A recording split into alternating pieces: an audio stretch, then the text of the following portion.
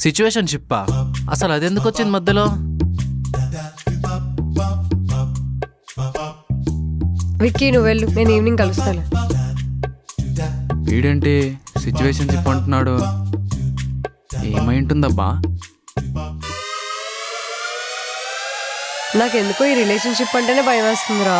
అందుకే నేను flirtationship follow అవుతా, లేదా సిచ్యువేషన్షిప్ ట్రై చేస్తా. ఫ్లర్టేషన్షిప్ అంటే ఓకే, కానీ ఈ సిచ్యువేషన్షిప్ అంటే ఏంటి? ఓ మనిషికి ఏ కమిట్మెంట్స్ ఇవ్వకుండా, వాళ్ళకి ఏ ఎక్స్పెక్టేషన్స్ ఇవ్వకుండా జస్ట్ మాటలతో రొమాన్స్ చేస్తే దాన్నే ఫ్లర్టేషన్షిప్ అంటారు. అది రాధేశ్యామ్లో ప్రభాస్ కూడా చెప్పాడు, కానీ సిచ్యువేషన్షిప్ అంటే ఏంటో చెప్పు. ఇప్పుడు నీ లైఫ్లో వేరే వాళ్ళు వచ్చినా, లేకపోతే నా లైఫ్లో వేరే వాళ్ళు వచ్చినా, నీకు ఓకే అండ్ నాకు ఓకే అని కమిట్ అయితే దాన్నే సిచ్యువేషన్షిప్ అంటారు. అంటే అది తప్పు కదరా.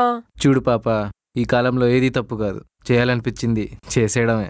అరే నీకెప్పుడు నా మీద ఫీలింగ్స్ రాలేదా? ఎందుకు రాలేదు? నేను చెప్దామనే లోపే ఆ రాహుల్ గడ్ మధ్యలో వచ్చేసాడు. అవునా?